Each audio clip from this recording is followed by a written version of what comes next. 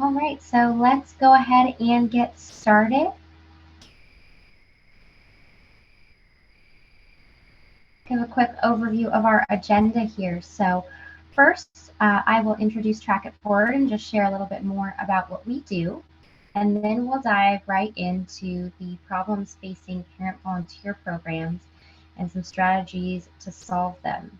And then we'll end with a case study of a real parent volunteer program and our Q&A session at the end.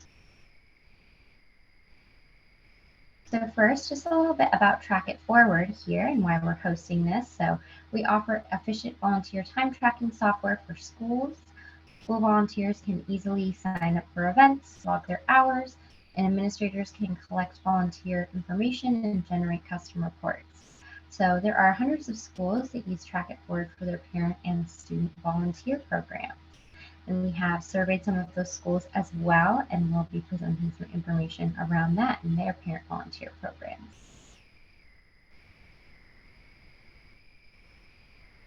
So just a quick overview of our different parent volunteer programs. So there are many different kinds, and your approach and goals may vary based on what kind you have.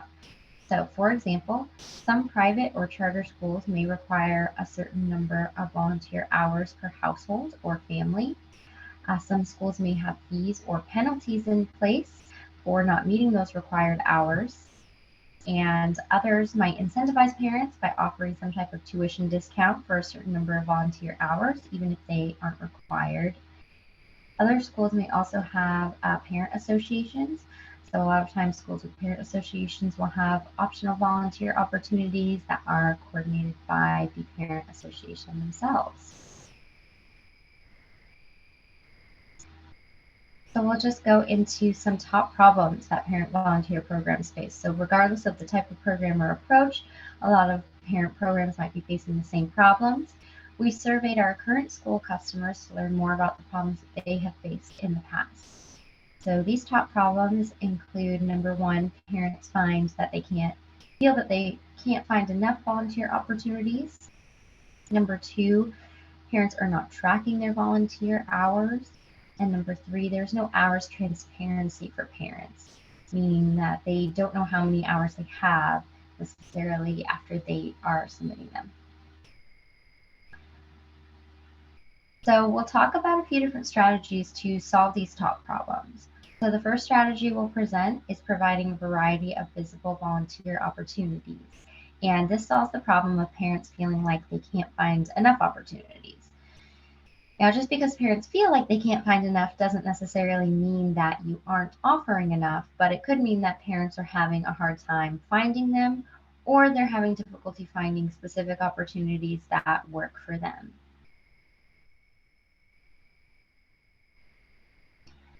So first, we'll focus on the visibility aspect. One of the best ways to make sure that volunteer opportunities are visible to parents is to create this centralized calendar.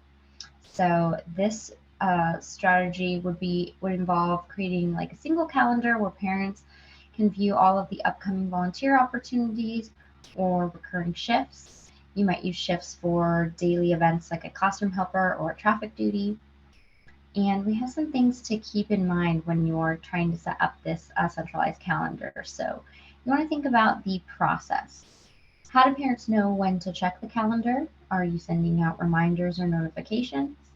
And do you have a calendar system in place that can collect RSVPs? The second thing to keep in mind would be navigation. So when it comes to navigating volunteer opportunities, is there a way to filter this calendar by interest or whether or not the events are full? And then information. You want to make sure that you are including enough information on the event sign up so that parents know exactly what they're committing for, how much time they're committing, and it's always a good practice to have the contact person for that specific event on there as well. So the second part of this strategy is going to be the variety piece. So providing a variety of volunteer opportunities for parents. When you can provide a mix of different kinds of volunteer opportunities, parents can choose what suits them best. We have some ideas from our current customers about different opportunities to try.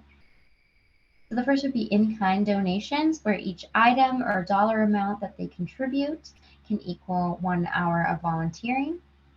You might want to think about offering remote volunteering opportunities where parents with certain skill sets can complete online administrative tasks or remote work prep for events or classrooms. And then the third is to think outside of the classroom. So beyond classroom helper or event staffing, maybe you have parents who have a particular gift for design, so they can work on yearbook design, class photography, gardening, marketing, accounting, the list goes on. So you want to think about engaging school staff as well, so not just teachers, to submit potential volunteer opportunities and maybe share where they can use help and volunteer work throughout the school. So this brings us to our next strategy. So strategy number 2 is to remove barriers for volunteering, so making it easy. This solves the problem of parents not tracking their volunteer hours. There are a couple of reasons why parents might not be tracking their volunteer hours.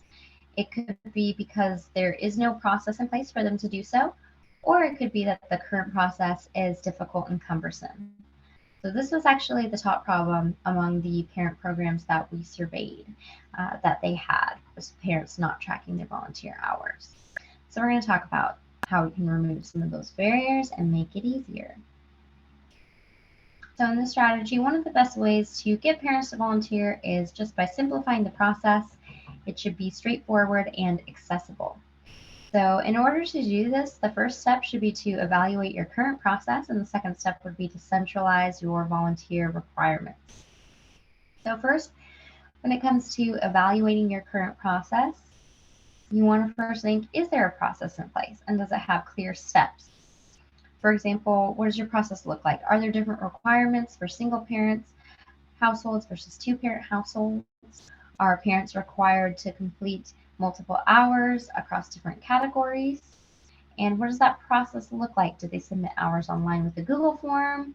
Do they send them via email? Do you use pen and paper? These are all different ways that parents could potentially be submitting their hours if you do have a process in place for them to do so. So this third piece is, when do they submit hours? Are they able to submit them on site at the time of volunteering, or do they need to remember to do this later? And if so, how will you remind them? You also want to think about how easy it is for parents to keep track of their own hours.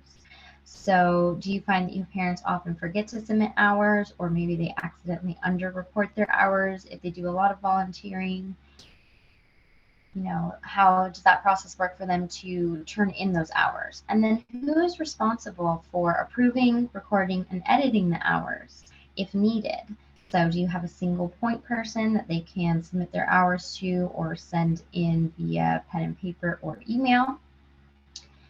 And that brings us to our second step here. Once you have thought about and started to answer these questions, is to think about your requirements and how are you centralizing them. So if you centralize volunteer requirements and opportunities, that makes it easier for parents to just go to one place.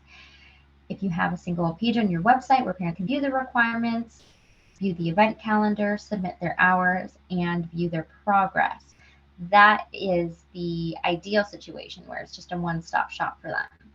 So you may have some of these things on your site now, but your process might not be fully digitized, or you might not be matching RSVPs with attendance and hour submissions, for example. So we'll talk about some ways that you can incorporate that as well. So this brings us to our third strategy, which is empowering parents to own their volunteer experience. This strategy solves the problem of transparency with parent hours. This was actually the second most common problem surveyed among the schools that we talked to. So parents not being able to view their hours after they had been submitted. So when parents aren't able to easily access hours after submitting them, it can lead to frustration and potential surprises, especially if there are any fees associated with incomplete hours.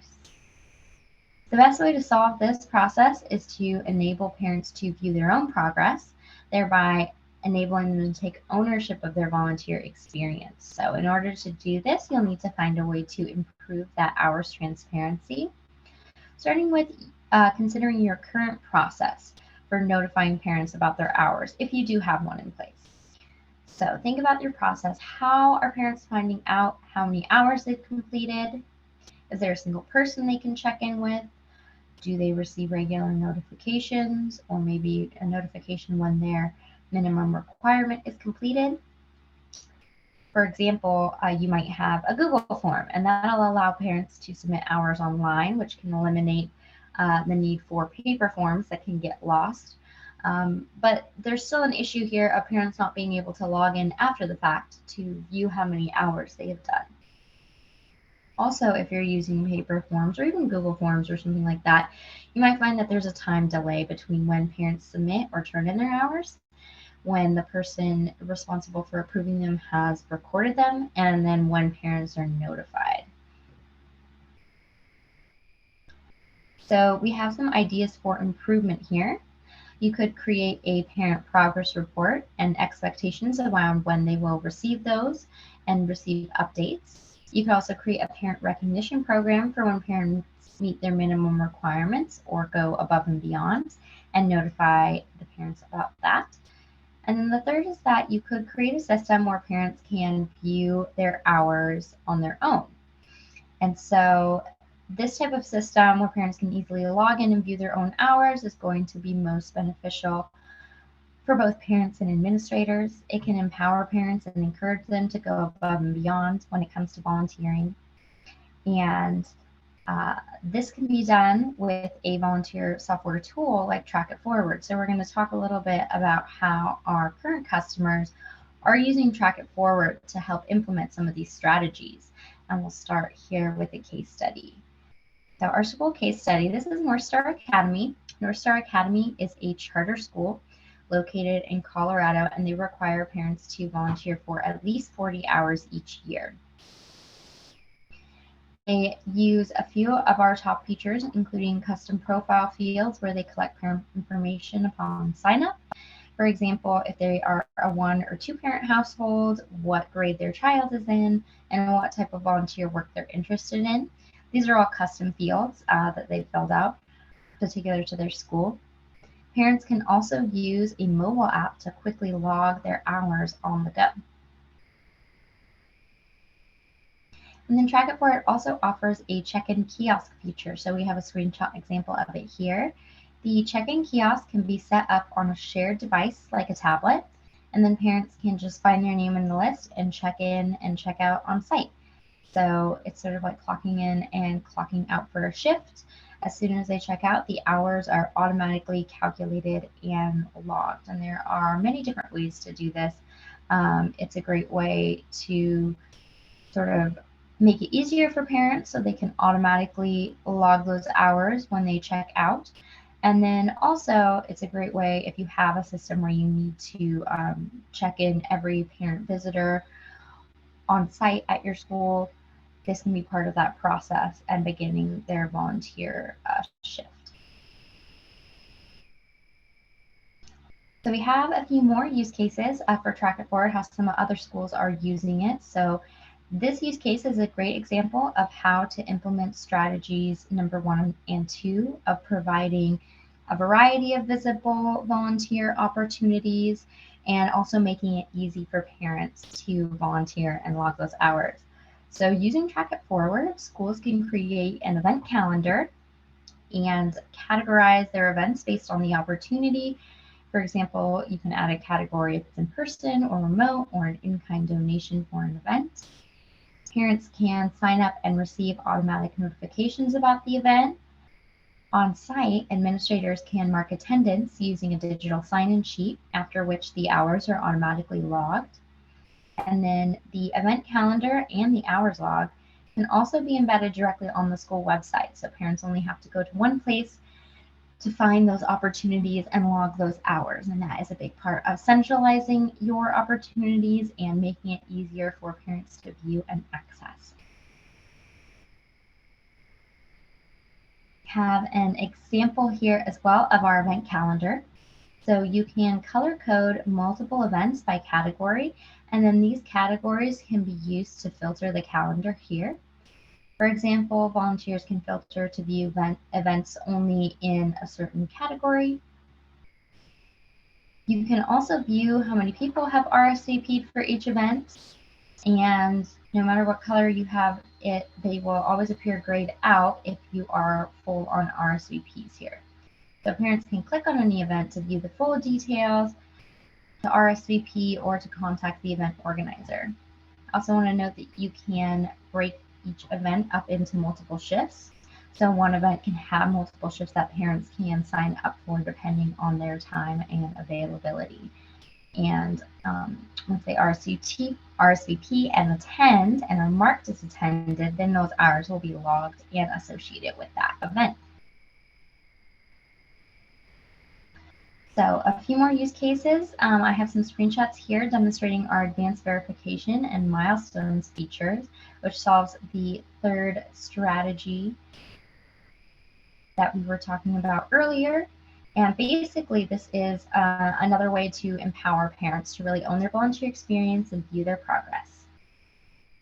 So the advanced verification feature allows for photo upload, signatures, or GPS location to be submitted along with the hours log when they're logging hours. So we have, this is an example, we have a Catholic school in Florida that uses it to collect receipts and photos of in-kind donations so that they can verify that those were purchased and received. Another great feature is the milestones feature. So this is a great way to improve parent hours transparency, make it easier for administrators to keep track of who has met their requirements. So multiple milestones can be set up. For example, and this is from our case study school, North Star Academy, they have this overall volunteer requirement of 40 hours. And then they have a second requirement that says there are 6 traffic duty shifts that every parent household has to complete. So these are 2 separate milestones that they need to meet. They need to do a total of 40 hours, and they need to do 6 traffic duty shifts. You can also set up milestones to say, like, if you need to do a certain number of hours in one category, have that be a separate but also contributing milestone to the overall hours category here. And so parents can log in and quickly see their own total hours towards any one of these milestones. And then you can also set up the milestones to automatically reset at the end of the school year. So we just want to share here, we've included a few quotes from our customers. The feedback we get most often is that the system is easy to use, especially for parents, saves time for program administrators who are now able to easily run reports on hours and on their volunteers. So you can see that we have some customers that are very busy, for example, keeping track of hundreds of different family households and how many hours they complete. And parents find it really easy to just be able to log hours after the fact, especially using the mobile app. And overall, again, it saves time both for the parents and for the program administrators.